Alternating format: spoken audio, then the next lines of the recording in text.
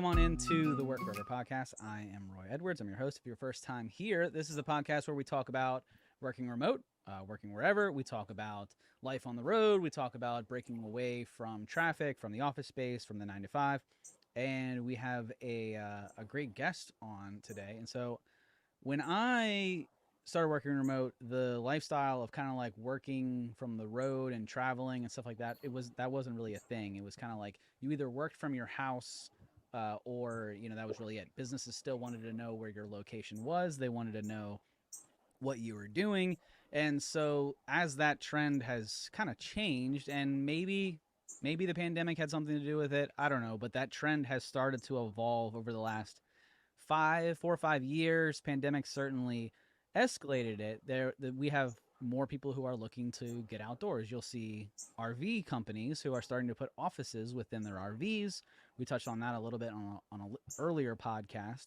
And now you're starting to see homes that are starting to develop office spaces within their homes instead of it just being kind of a converted bedroom. Now you're seeing dedicated office space in buildings um, and structures of new home developments, which is pretty cool. And so we're going to get into the RV side of the world and getting outdoors and the trends around RVing today with my guest, she's actually the first guest in the new studio, and her name is Jessica Ryder, and she is the CEO Camper.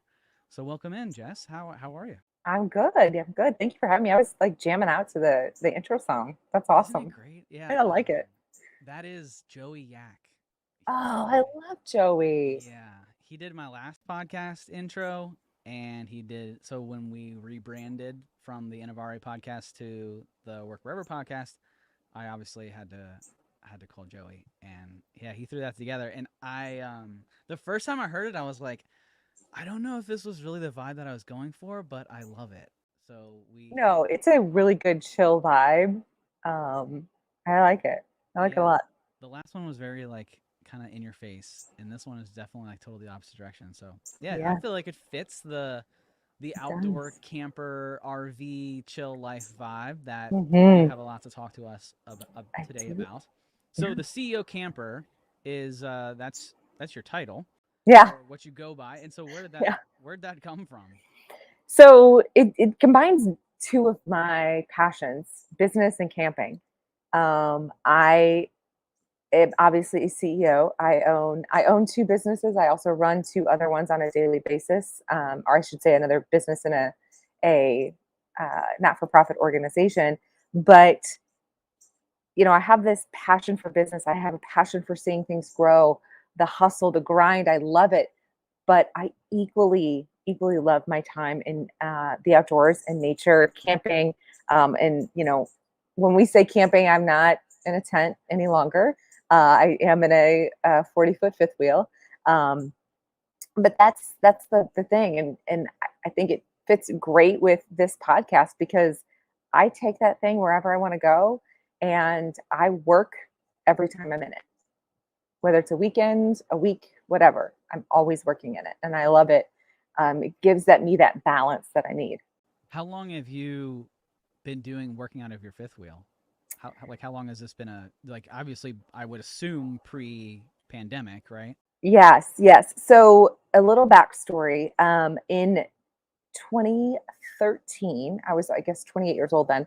I had a crash. I was working in the mortgage industry, and I had a crash, not a physical crash, but a like where I just completely broke down. Right. I ended up in the hospital with stroke-like symptoms at the age of 28. I mean, they put me in like I was having a stroke, and weekend testing. Hey, just probably some anxiety, and you're overworked. I knew then that something had to change. I just didn't know what that needed to be. And my husband is an avid outdoorsman. We had a tent then. I mean, we had a 27-foot tent then. It was outrageous. It was difficult to put up at times. We had our own little utility trailer to put this thing up, but to haul it around and everything else. So I didn't enjoy the outdoors as much because it was work. But after that crash, I changed jobs, changed some things in my life, and we were fortunate enough to buy our first RV. And that changed the game for us because I'm able to plug it into my house. We were able to, kind of maneuver some things. And so my RV then and now sits on the side of my home. So everything that I need is right there. I've created systems for myself that everything is there. All I got to do is if I decide on Thursday afternoon, hey, I want to go camping this weekend, or I need to get away, or I need to recharge, whatever it is, I can literally grab some groceries, throw them in there, and I'm on the road.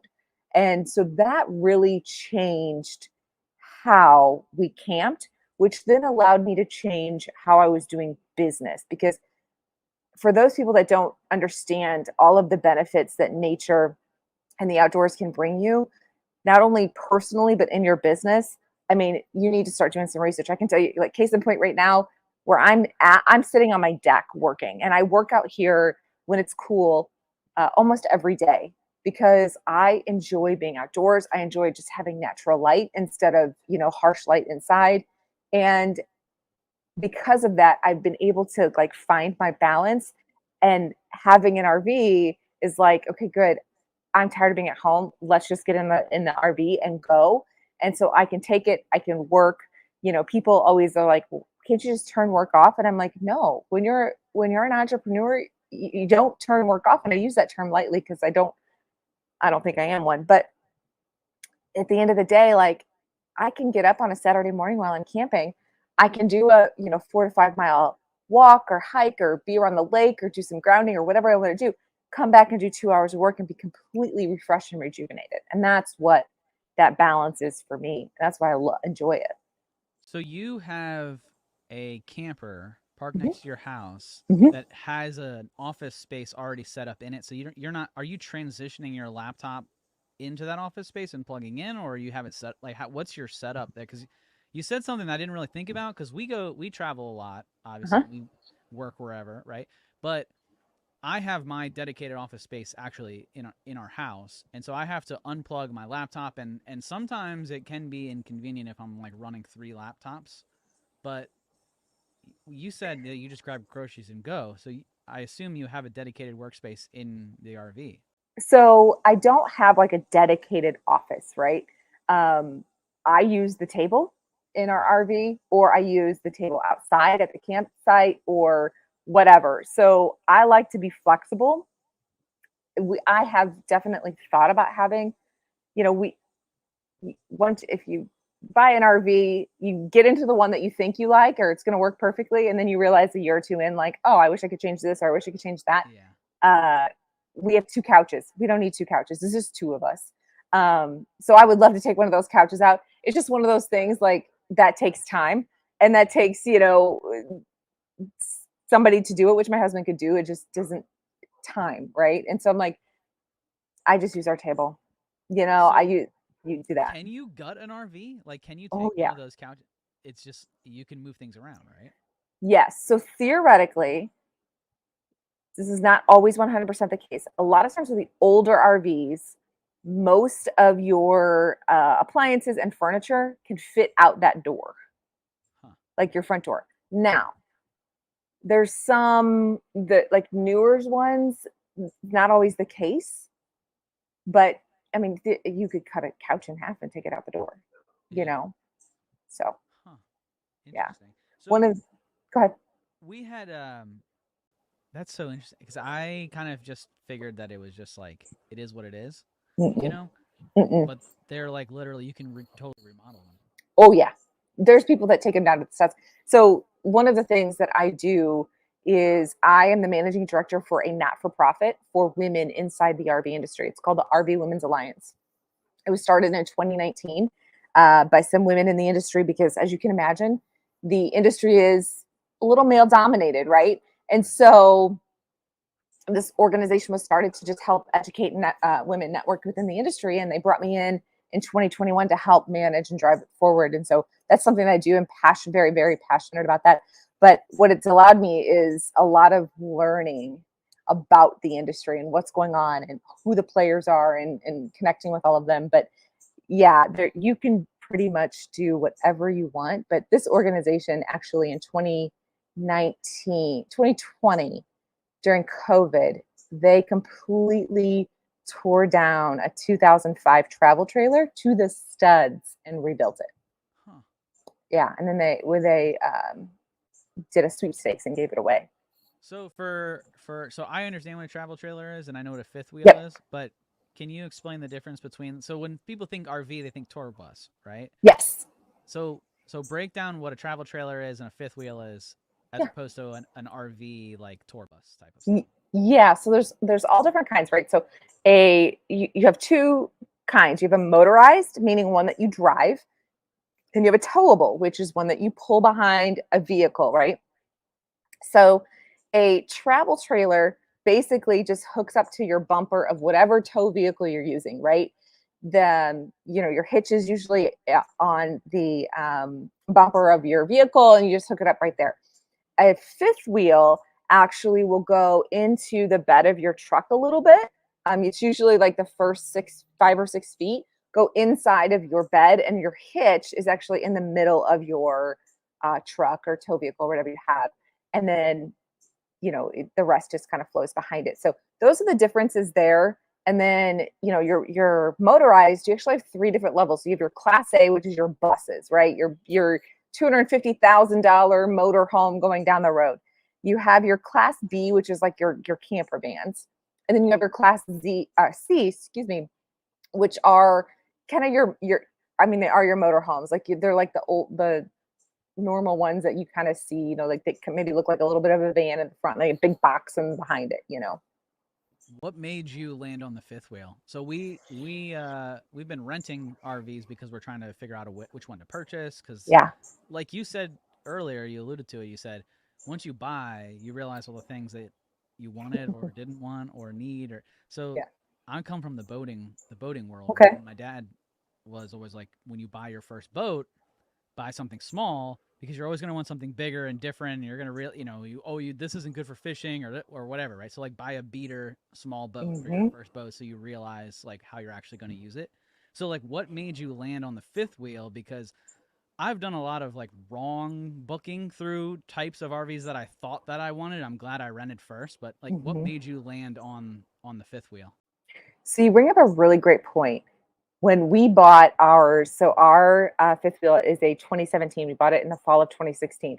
Renting was not the thing, right? Now it is. So just a little side tangent. If you are thinking about buying an RV, go out and do exactly what Roy's doing and rent as many as you can with so many different layouts, because you don't know what you don't know until you get in that thing. So when we first said, okay, we're going to buy an RV, we my husband and I had this agreement, right? We had a 2005 Dodge Ram. We knew it could pull about 7,500 pounds. We didn't really want to go over about 5,000. The agreement between him and I was, if he were ever to get a bigger truck, I wanted a bigger fifth wheel, right? So I wanted a big fifth wheel from the very, very beginning. But when you have a truck that's perfectly fine and it's paid for, you're like, let's just buy with what's in that. So that's what we did. We bought a 27-foot travel trailer, very first one.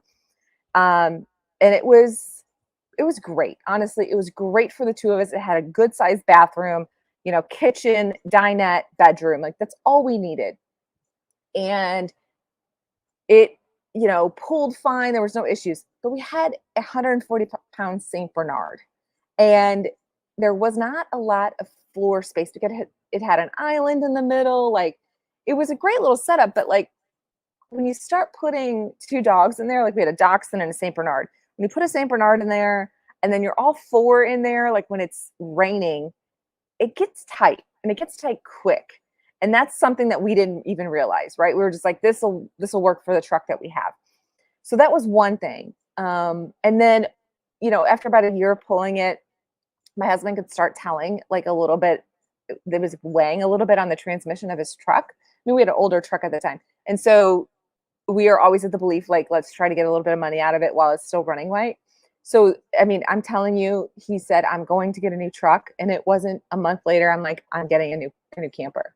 And so, he bought the truck in May.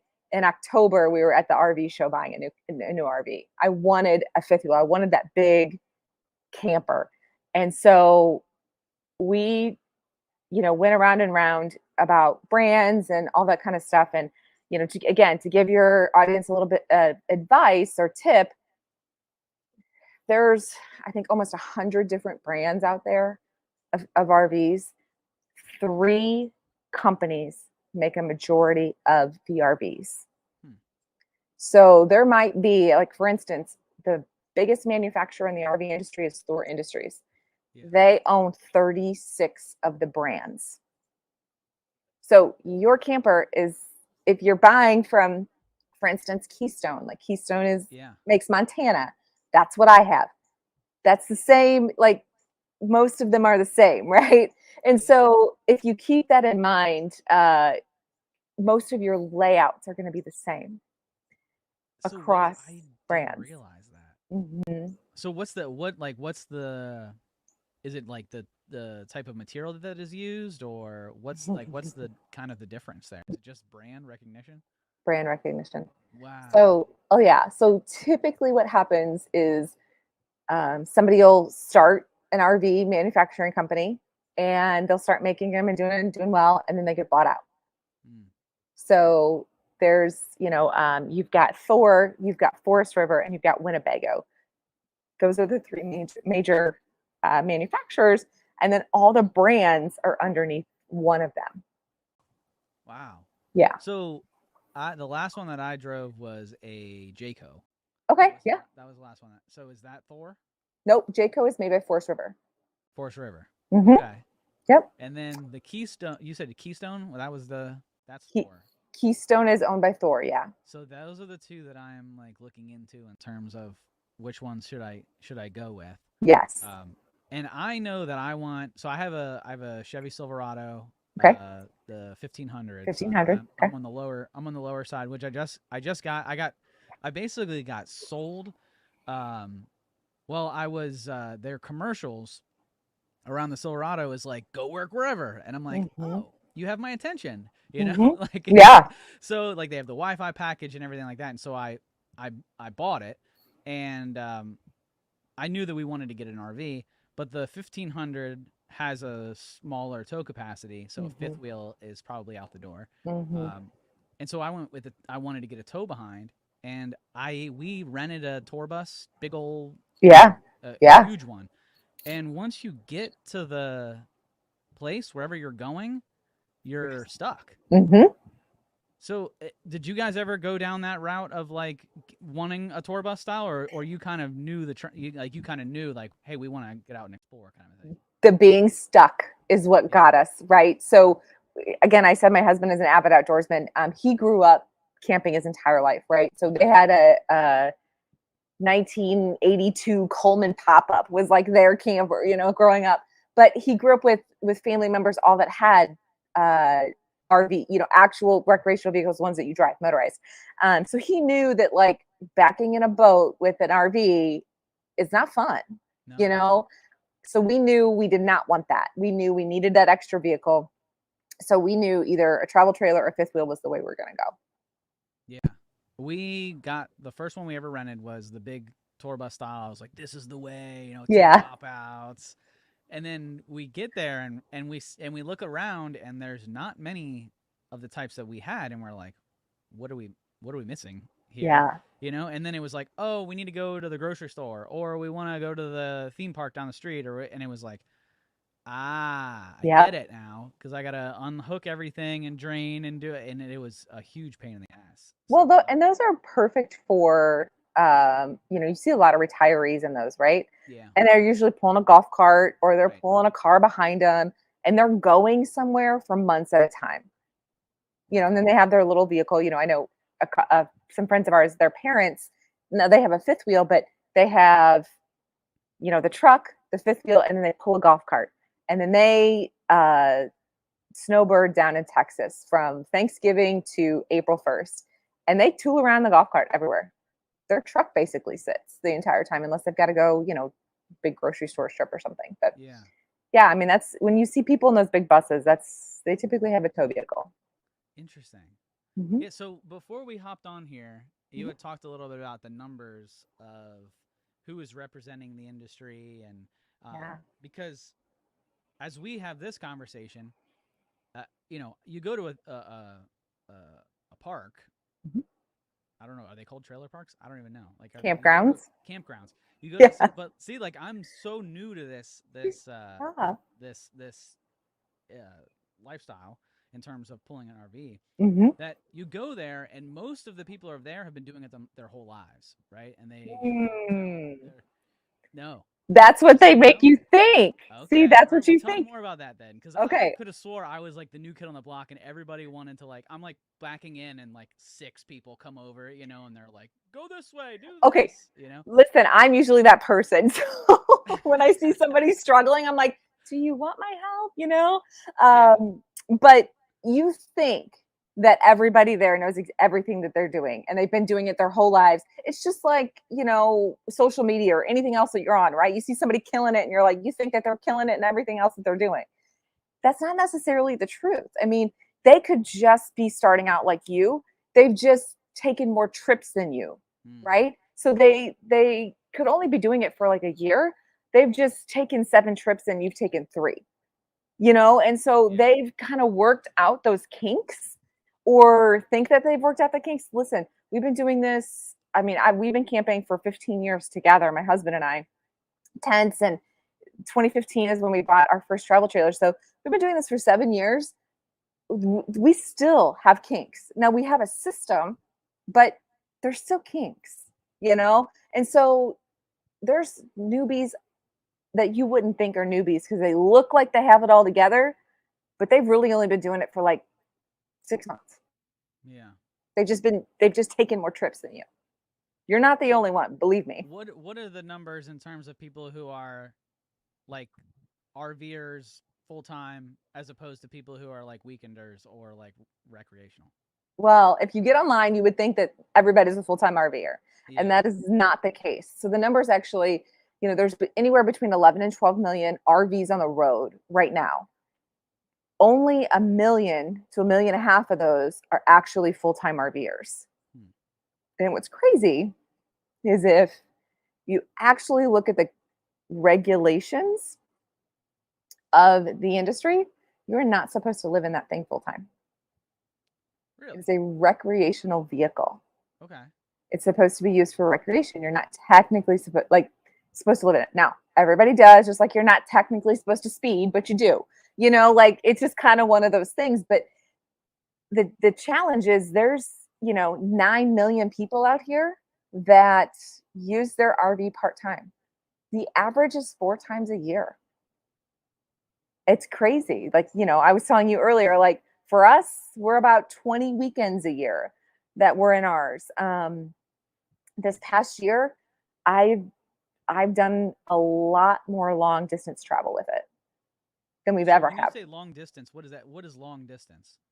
So this time last year, actually, we were coming home from Ohio. So the very first time that I pulled the RV by myself, I pulled it to Elkhart, Indiana. It's about 6 hours. So I live in St. Louis. It's about 6 hours. Elkhart is the RV capital of the world. 80% of the RVs are made in Elkhart, Indiana. And so I pulled it there for a week by myself, did business in and out. I mean, you should have seen the people in the campground look at me when I'm getting out of the RV in heels, dressed Right. for meetings, all this kind of stuff. And the retirees are next to me and they're like, morning. I'm like, morning, you got Right. the coffee on. Yeah. But I'm headed to business. They're retired and doing whatever they want. But um, then I pulled it down to Ohio and met my husband there for a wedding. And uh, I love to have my own space. And that is the thing that I love about having an RV is that I can pull that thing anywhere I want to go. I have my own food. I have my own clothes. I have my own space to work. I bring all of my gym equipment that I went to. And I say like weights and stuff. I have my own space. Hmm. I don't have to worry about a hotel. Where's my food? Do they have a fridge? I don't have to worry about any of that. It's Yeah. behind me. What do you use to connect for like Wi-Fi? Like when you're on the road? Typically, I'll use my phone, Okay. or sometimes campgrounds have Wi-Fi. I'll tell you, in the fall, we typically go to the same place every weekend. That is where my husband hunts. And so we are at the same place, right? It's a public campground. It's owned by the Corps of Engineers. It's a beautiful park. I love it. They have Wi-Fi. You pay for it. Hmm. So typically, we are up there a week in November, And so I'll pay for the week. It's like $20 for the week. So I'll pay for that. Um, Weekends, it's like $4 a day. So like for this is a tip for those that are doing business like I do. So if you're a weekend camper like I am, we leave our house about 3:30 on a Friday afternoon. We get to the campground about 7. I don't pay for Wi-Fi as soon as I get there because you only get it for 24 hours. So I have in my head exactly kind of when I'm going to work or get creative or need to be on the internet, because like I can get creative and start pumping out like some social media posts or pumping out, to dos or whatever. That doesn't require the internet. And so I'll get up the next morning, do my walk, do all that kind of stuff, get prepared, get those ideas, pump them out. And I'm like, I need the internet. Okay, I'll go pay for 24 hours now. Interesting. Yeah. Yeah. You don't think about the 24 hours when 12 of them are going to be 10 of them, 8 of them you're going to be sleeping, Yeah. right? Huh.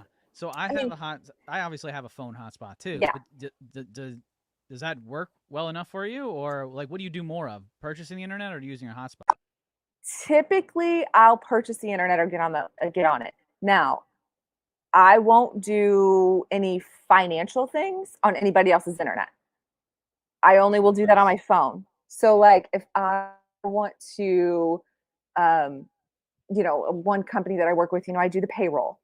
I'm not going to use anybody else's internet to get into our system and do payroll, Right. or check finances or anything else. I don't even like using my phone, but if that's what I have to do, I will use my phone hotspot to do that. But I won't get on, I even kind of limit the internet emails, on somebody else's Wi-Fi. We have not upgraded to having Wi-Fi on our rig yet. Yeah. That'll probably come in the next 6 months. Have you seen Starlink? Have you seen the I have, yeah.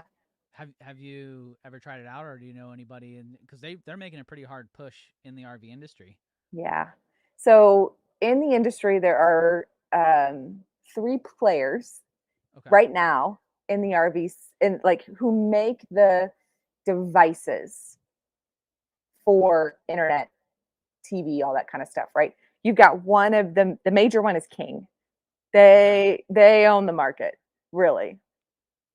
And Satellite? Is it satellite internet? satellite, and internet, Okay. Wi-Fi, all that kind of stuff. Weingarten is the second one. So you'll see when you look at your RV, you'll see most likely you'll see like a Weingarten antenna. It's like a round dome on top of it, right? Newer RVs, and then you got a third player, and they're kind of small. So like we're in the process of probably the next 6 months we'll probably get a King system. In all honesty, I hear through the grapevine they're coming out with something this fall, and I'm really kind of anxious to see. I was with one of the Weingarten, well, I was with King, but also a Weingarten rep 2 weeks ago, and they have a really cool thing coming out, basically Alexa for your RV. Ah, So you can say, okay, RV, turn the lights on, I like and that. it'll do it. I was sitting there talking with him, and I said, okay, can it do this? Can it do this? What about this? What about this? He goes, no. And he gets out his laptop and starts Right. taking notes. And I said, okay, well, if we're going to have this conversation, this is what I would want it to do. Does it have a Yeah. night mode? He goes, I don't think so. I go, that's what I wanted to do. When I say, Yeah. okay, RV night mode, 6 things happen. You don't have Yeah. to worry about it. So, Yeah, I'm starting to look into the internet side. So I do a lot of, so I have a clearance through the yeah. Department of Defense where I do a lot of military. So a lot of remote work, displaced workforce prior to 2018 was military members who were out in the field that Mhm. needed to get data quickly so they could make life or death decisions. So that was like where my work wherever kind of stem from is Mhm. Department of Defense military operations type thing. So I have a clearance. So when I go to Wi-Fi anywhere, I won't connect to a Starbucks. I won't connect Mhm. to anywhere similar to what you're saying because that's where a lot of malware and stuff would live. So I have like little plug-in USBs, which are relatively expensive, especially if it's DoD. Mhm. The one router plug into your machine, you get good internet, but my son's devices and stuff like that. I actually did a YouTube video, which I guess if you guys are listening, you can go to our YouTube page and check it out. But where we compared different Wi-Fi from your phone to the plug-in USB to my truck that has Wi-Fi, and we did a bunch of comparisons. And so that whole like what you're talking about, King system, and those are huge Mhm. for the amount of technology that we have in our lives these days. Kids with their, my kids play Fortnite. I don't, Mhm. like take them camping. Here's the outdoors playground, and they'd want to sit there and stare at the screens. We had to take their screens from. But Yeah. there's so much connected, especially when you're working remote. Things that you have to do. So for those, I didn't know that campgrounds had Wi-Fi. That's certainly an interesting tip there. Uh, Not all of them. they don't. Okay. No, not all of them. So, okay, so here's a little bit more education. All right. Yeah, hit me with it. Sorry. So, there are different types of campgrounds, right? There's Okay. private, meaning they're held by a private entity, or there's public, meaning your state parks, your Corps of Engineer parks. It will depend on where you go. Most private campgrounds, I would say, have Wi Fi. You're paying more per night. Yeah. Um, it depends on the campground, but a lot of times that you're kind of more packed in. Yeah. Um, Public campgrounds in your state parks and your Corps of Engineers, you may not have Wi-Fi. It's up to the state, kind of where you're at and all that kind of stuff. Um, the thing that we love about public campgrounds is one, they're cheaper per night, and Yeah. two, you're more spread out. You're actually, for us here in Missouri, you're actually in nature. There's trees. When you back in, you have to worry about there being trees for your slide outs and all that kind of stuff. Where our experience with public campground or private, you're just right on top of each other, which Yeah. makes perfect sense when you think about it from a business standpoint. You're Yep. like, I need to maximize my space. I need as many, RVs as I can fit in here as possible. So, um, not all public places have Wi-Fi. So check before you Check go. before you go. For sure. Yeah. Yeah, I didn't realize that there were public. I mean, Hmm. after we did our trip, we went to multiple different spots. Some were like KOA has a really good Hmm. app that we were using of where Yeah. we could go. So we lived for 21 days straight out of an RV last August, and we were driving around and hitting the KOA app. We did, what is it, Yogi Bear? Yeah. Is that what it's Jellystone. called? Jellystone. Hmm. Yeah, which Jellystone, awesome with the amenities, but you are packed on Hmm. other people. Like if you kind of like tilt the wrong way, you might hit somebody's camper kind of Yeah. a thing. Like you Yeah. are packed in there. So I had no idea there were public private before venturing out. And then, but it makes sense as to say the amenities are different, but you're definitely in nature in some parks where you're like camping, Yeah. whereas other was you're in a parking lot in the Yeah. woods kind of a Yeah. thing. If you check out, I don't, I'd have to see where it's at. Like my husband posted a reel one time on his social media, one of those like I love my wife songs or whatever. So it's all Yeah. these little reels of me, but you can see me physically feeding a deer almost out of my hand from one of Nice. our camp spots. And I say one of ours. It's we don't Right. own it, but it's like one of our favorites in like the park we always go to, right? And they literally, I mean, they're right there. They walk right up to you. That's what What we do you love. prefer? So you prefer the public over the private? We do because of the scenery, of the Yeah. nature, of the more space. Um, Private is not bad. We've done a lot of private camping, private campgrounds. It's just, again, you're packed in there. Yeah. We had like I mentioned earlier, we had a 140-pound Saint Bernard who was dog aggressive and very protective. So Mm. when I don't have space between me really and the next person, and then the next person has a dog, like it was very stressful on us because my dog was beautiful and he was great and he was amazing. But you come at me or you come walking up to me and he thinks you're a threat, he's coming after you. And so we liked to have more space. Makes sense. Yeah. So with that, with the RV trends, Mhm. because you mentioned something there about the King and how you had talked to the manufacturer and Yeah. they're talking about what's coming up next. Last year, last couple of years, since COVID, really, Mhm. you've seen this boom in like outdoor Yeah. boats. You can't get a boat, they're all Mm-mm. sold out. Yeah. Can't get an RV, and then now I'm being told that they overcompensated over and now they're like, now is like a good time to. I've heard that now is the best time ever to buy an RV. I've heard that wait 6 to 12 months and it'll be like so. When's a good if somebody's looking to get into this world and purchase an RV like myself? Like, is now actually a good time, or is this just something that we're being told by like Instagram ads and stuff like that? I would wait 6 months. Okay, why is that? And so you're absolutely right that it went gangbusters during COVID and everybody bought. And so production was ramped and ramped, everybody's going. It has definitely slid off. The industry expected it to third quarter, and this year, third quarter, and it is happening. They, I just saw the July shipment report. It's half of what it was July of last year, which it's back to a normal level. So I don't know how much you've driven around to dealer lots, but they are full. Where this Yeah. time last year, they were empty. You couldn't find an RV to save your life. And so now, production has caught up with demand. So now we're overstocked.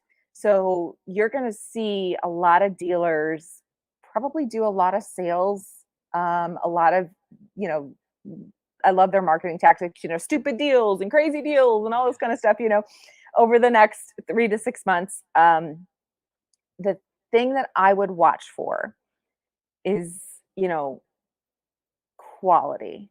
If you've been in the RV game at all, you know that quality has always been a challenge, Mm-hmm. but you have to remember you're pulling your house on wheels at 75 to 80 miles an hour on roads that probably sometimes haven't been repaired in 10 years. You Mm-hmm. know, you are you're jostling this thing around, things are going to come loose. It's going to happen. Doesn't mean that, they're not built to the highest standards. They are built to good standards. It's just that we're also moving these things around. So you're going to see in the next 6 months, 6 to 12 months, all these people during COVID that were like, oh my God, get an RV, get an RV. They either have given up the lifestyle because now they can fly again or do whatever. So they don't need this RV. They're going to want to dump them. Um, or you're going to get people that are so unbelievably frustrated that the quality of their RV just isn't there. I mean, we were at a community event 2 weeks ago with our mobile RV repair company, and these people bought an RV and it has been in the shop. They bought it earlier this year. It went into the shop in April and it's still not fixed. Wow.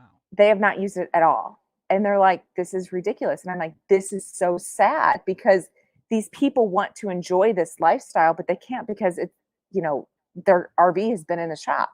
So you're going to get those people, right? They're done with it or they're so frustrated that, there's repairs and all this kind of stuff. They're going to try to dump it.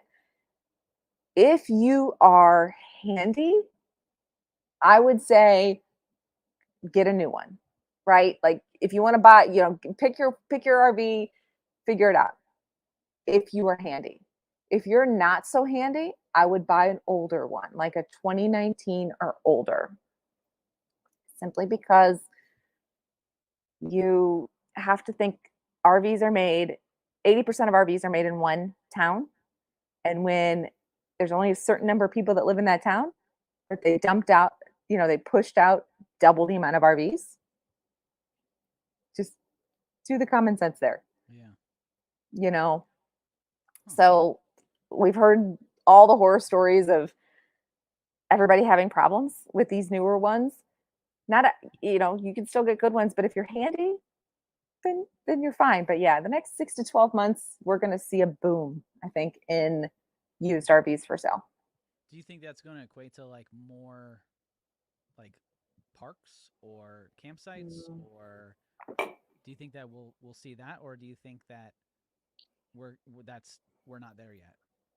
We're there. We're getting there. So I don't know the stats off the top of my head, but I know they're astonishing as far as the number of campgrounds and the number of campsites that are actually out compared to the actual number of RVs, right? So if we said there's 11 million RVs on the road, again, don't quote me on this, but I think it's only like 200,000 campsites Hmm. across the US.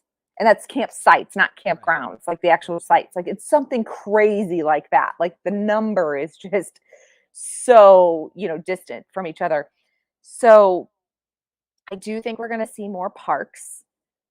I do know a lot in the, new infrastructure bill or what have you. There's a Yep. lot of, there's money for the outdoors going to help fix up a lot of these parks. A lot of these public parks are outdated. They're old. I know there's I know there's some private campgrounds that don't even you can't even book online.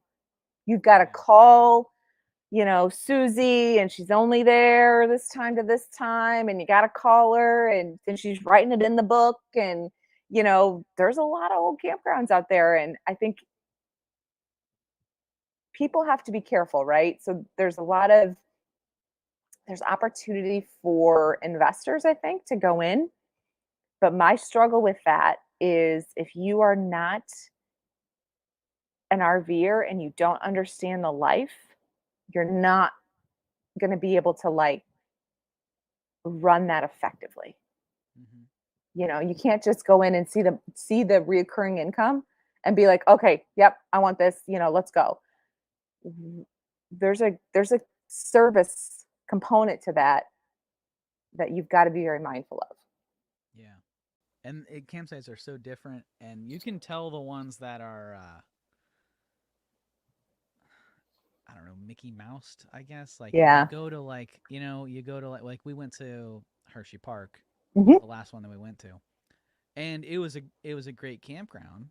Um, but there was definitely like a different type of vibe to it than some of the ones we had gone to in the past where that are more nature esque. This one was Sure. like kind of like pretending to be nature. It was more like here's your wristband, the thing picks you up and takes you to the park over there, kind of. You know what I mean? Yep. And you can see that element of business versus the people who are like true campers type of Co- type Come of enjoy nature. exactly. Hmm. Yeah. Hmm.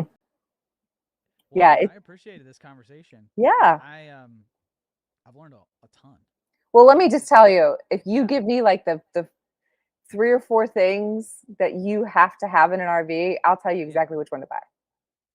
Okay. Like Can I I'm do not that? that, Can I do it that yeah, now? yeah. Like you have two kids, I have 4 kids. 4 kids. Okay, how old are they?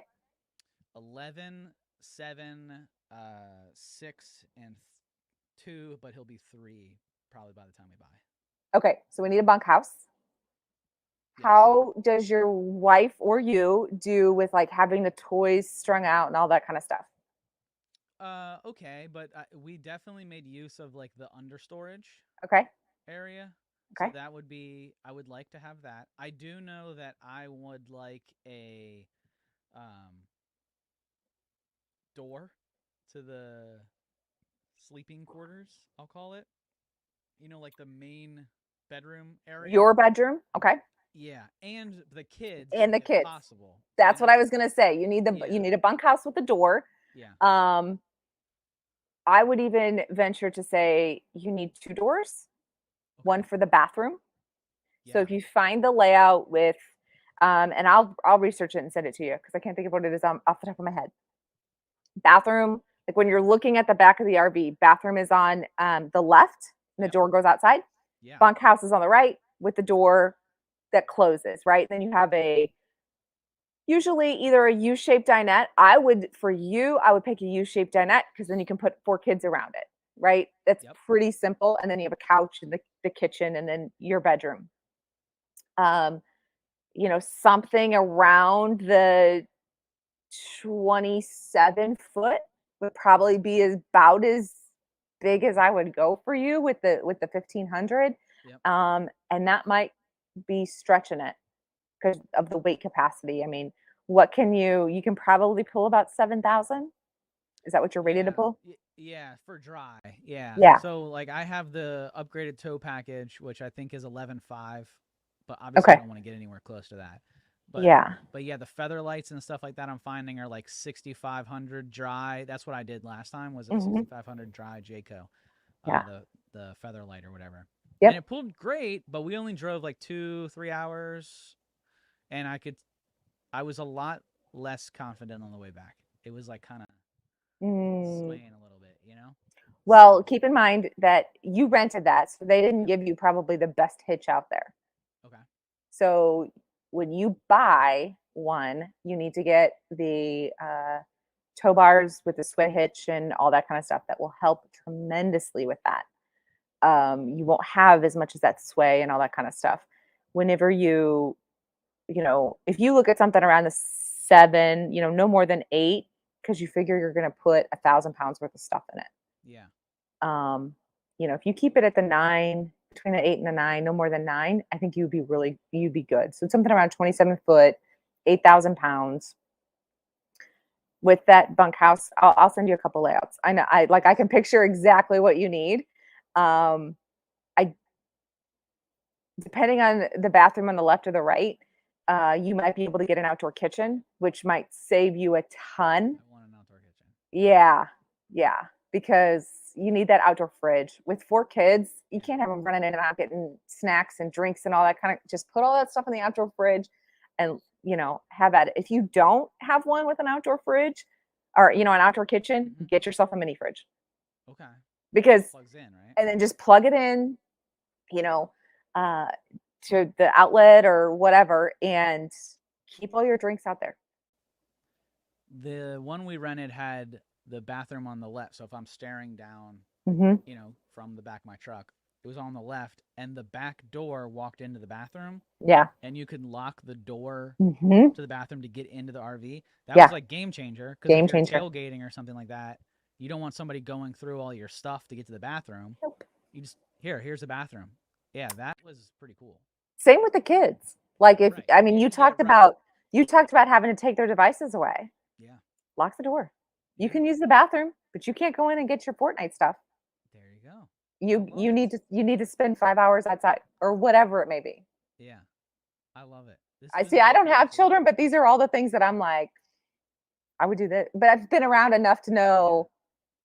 I see all these parents struggle, and I'm like, oh, listen, you should have got this camper that does this, and then you wouldn't have that problem. Yeah. I love it. So Jess, how can people find you? How can people get in touch with you? Sure. Yeah. So if you have any questions related to RV, I do own a mobile RV repair company. And one of the things that we do for people for free is called our text to tech program. So there are a ton of people out there that can DIY and they can fix little things and all that kind of stuff. But if you get into a jam, my techs are certified with our RV industry text us, right? And so you can find that company. It's at Pull Through Sites, through completely spelled out THROUGH, on Instagram, pullthroughsites.com. I'm Pull Through Sites on everything. That is my mobile RV company. We will help you if you're in St. Louis, 100 miles. We'll come to your house and do your repairs, that kind of thing. If you want to find me personally, I am on Instagram at Jessica_L_writer. You can also find me, website jessicalwriter.com, and everywhere else. Love it. Love it. Yeah. Thank you for the time today. Yeah. Thank Uh, you. I mean, I knew this was going to be a great conversation because it totally fits in with the show, but like I've come away with so many nuggets that I know that people listening to this are going to come away with nuggets too. So I really, really appreciate it. This has been Yeah. great.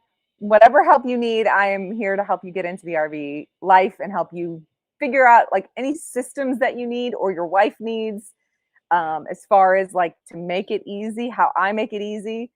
People are like, how do you just get in that thing and be able to go? And I'm like, because I have created so many systems for myself that make it that way. I love it. I love Yeah. it. The CEO camper. Jess, thank you so much for Yeah. hanging Thank out today. I you. appreciate it.